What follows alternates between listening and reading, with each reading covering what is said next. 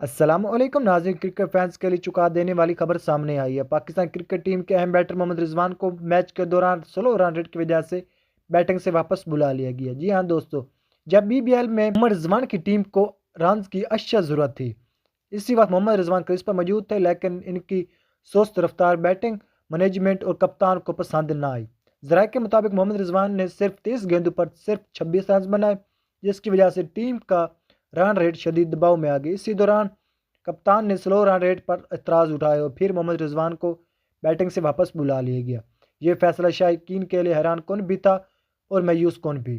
Social media पर एक मुद्दा दो हिस्सों में बट गए हैं।